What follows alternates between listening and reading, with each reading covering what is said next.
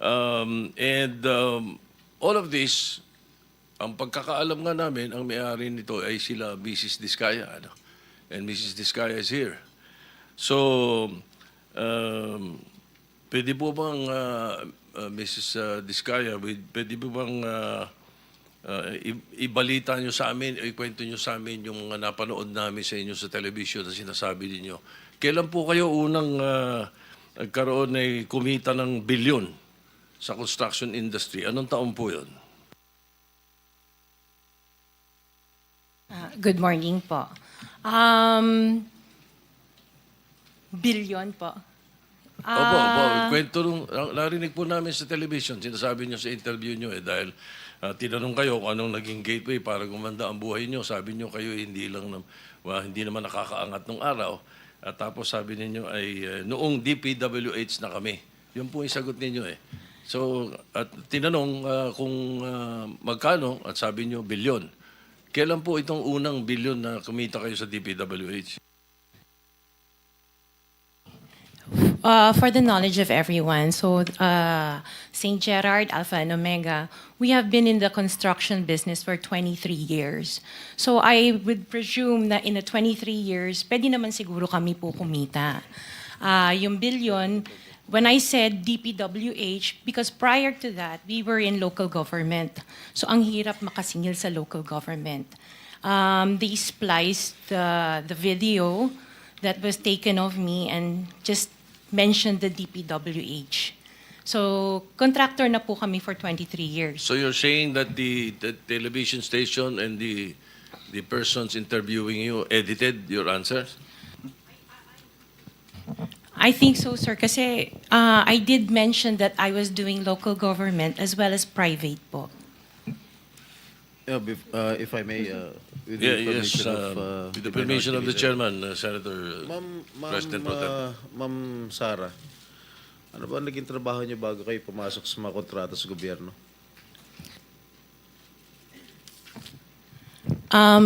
My father was a contractor before. Nangongontrata rin Pero siya? yes po, Nangongontrata for, rin sa for DPWH? LGU po. LGU. And then ako, I worked sa ibang bansa. Yun po. Anong work mo sa ibang bansa? I was a dental receptionist and an orthodontic nurse. So you are a doctor? Nurse? No po. Yung asawa mo, ano trabaho? He works sa isang development corporation. And him and his brother were parang private contractors sa subdivision namin. Paano kayo, how were you enticed to join the mga kontrata sa DPWH? Who influenced you? Wala naman po. Nakita namin on PhilJeps na may mga projects na pwede palang mag-join. So we joined the bidding na we know that we were qualified for. All right, Mr. Chair, I would like to reserve all my questions if my turn comes already. Thank you, Mr. Chairman, to continue. Senator, Mr. Chairman. Mr. Chairman, Okay, with the permission of the Senator Minority Leader. Soto, the Minority Leader. Ma'am, very clear man yun sa video na sinabi mo. Kung kailan kayo kumita ng malaki, sabi mo, noong nag-DPWH na kami. Ngayon, gusto mong i-attribute yung wealth ninyo going back noon pa sa tatay mo, noong nagsimula kayo ganon. Pero very clear, the video won't lie. Sinabi mo, noong nag-DPWH na kami.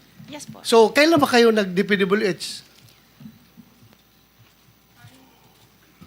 Parang sometime in 2012, nag-start kami with DPWH. Can you be definite with your answer? Parang 2012? Oh, please, because you're under oath, please. Yes po. Make sure of your answers. Sometime in 2012, we started with DPWH. We started with joining biddings. Pero prior to that, we were with local government. Yung mga flood control projects, kailan kayo nag-engage ng flood control projects sa DPWH? Siguro mga 2016 onwards. Please make sure of your answer. Yes po, 2016 onwards po. 2016 onwards? Yes po. 2016 onwards. May follow-up Yeah, yes, ka sir. ba? Yeah, Okay. Go ahead, sir. Go ahead. All right. Kasi based on your... Una sa lahat, would like to clear the reason that we're asking you this, and centering on you at the start. Ganon din ang gagawin namin takbo doon sa ibang mga kontratista rito na imbitin natin na nasa top 15 ng presidente. Nasa top 15 ng presidente, may mga flood control projects, merong guni-guni, merong ghost, merong nagawa, may nagawang palpak, okay, may nagawang tama. Ngayon, tapos marinig namin yung kwento sa television na tungkol doon sa sinasabi nyo na napakarami ninyong kinita at ika nga sa DPWH to 2016 kayo nag-umpisa sa DPWH. Pero yung mga pinakitang mga sasakyan ninyo ay 2022, 2025, 2024. So, lately, yung matindi, hindi po ba, na mga income ninyo? Mga anong taon kaya sa tingin ninyo? What year would you say that you were able to engage or be able to get projects from the DPWH for flood control projects? What year? Yun nga po, nag-start kami makakuha ng pailan-ilan, pero 2016 po onwards. Po. Yes. 2016 onwards. In 2017, how much did you pay the BIR on your income tax?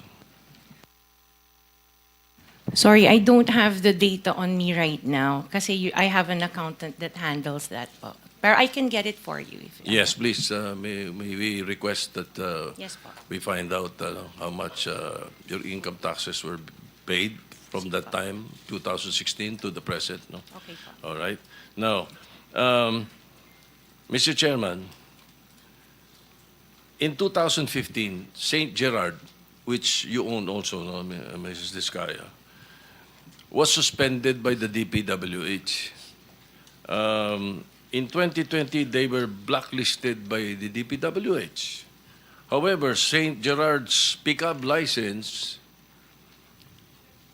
was renewed and is valid from July 1, 2023 to January 28, 2026. For St. Timothy, which you also own, it was found out by the President that the 2023 Bulacan River project amounting to 96.4 million was deemed completed even in more than 200 meters of revetment were not built. St. Timothy's pickup license was also renewed 2025 to 2027. So, Engineer Takay, what is the basis for the renewal despite the issues in their previous projects? Sir? Mr. Chair?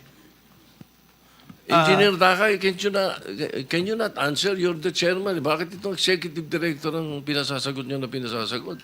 Yeah, the blacklist that was issued by the DPWH, Your Honor, has certain time limitations.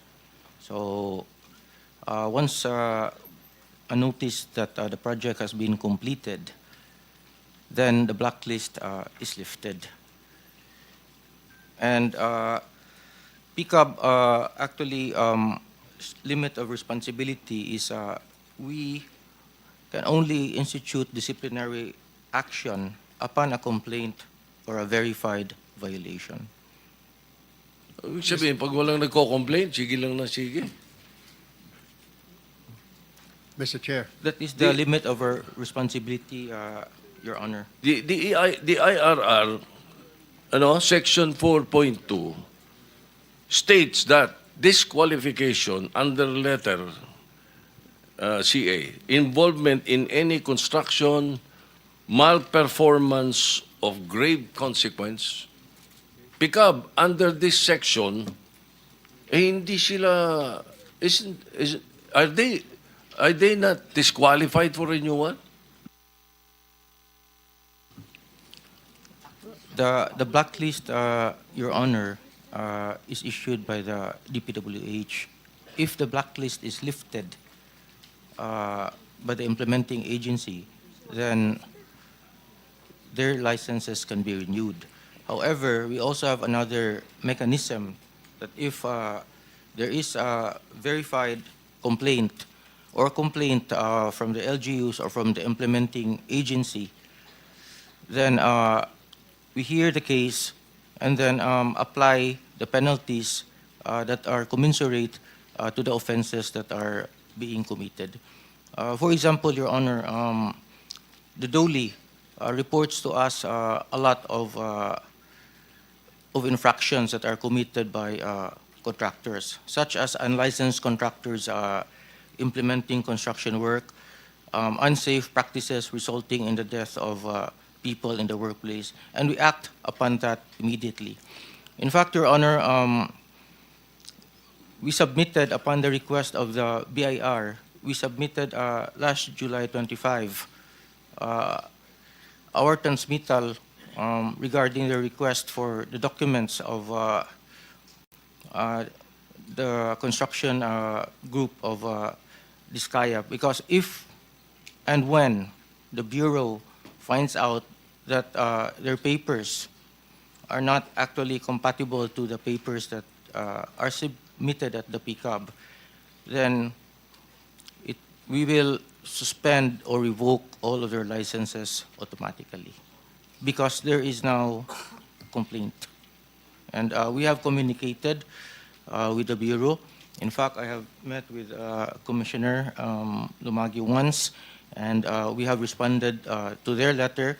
And along with our letter, we have submitted reams of documents for the Bureau to review, Your Honor. Mr. Chair, Mr. Chair, may I with the Wait, before permission of the Minority Leader. before we proceed, let me acknowledge first the presence of our Majority Leader. A quick question, Commissioner. Yung imposition ng suspension is Section 99 ng RA 12009. Blacklisting is under Section 100, correct? Pareho namang nalilift ang suspension and blacklisting. There's no problem there because it's in the law. I think the trajectory of the Senator Soto's question, kung paano natin madidisiplina. Why don't you, for example, resort to Section 101 of the same Republic Act? Kasi dito sinasabi niya, imposition of blacklisting with perpetual disqualification. I believe kung ang pinag-uusapan ay ghost projects. Kasi makikita mo pagka blacklisting and perpetual disqualification, dapat recidivist na siya, ulit-ulit na siya, 3 or more. Kapag ka ghost projects ang pinag-uusapan, I think this is 10 times over. Halimbawa, nakalagay dito sa blacklisting, corrupt, fraudulent, collusive, and coercive practices. Katulad ng ghost, drawing up or using forged documents. Ghost projects. Hindi po pwedeng mag-apply yung Section 101 where there is a perpetual disqualification of this. You have to look into this. Yun siguro ang gusto mong puntuhan Yes, ng Senator, di ba? Yes, sir. Mr. Chairman, thank you, And sir. then I think we have to put a limit muna, sir. Kasi medyo gusto nang magtanong Sige. yung iba.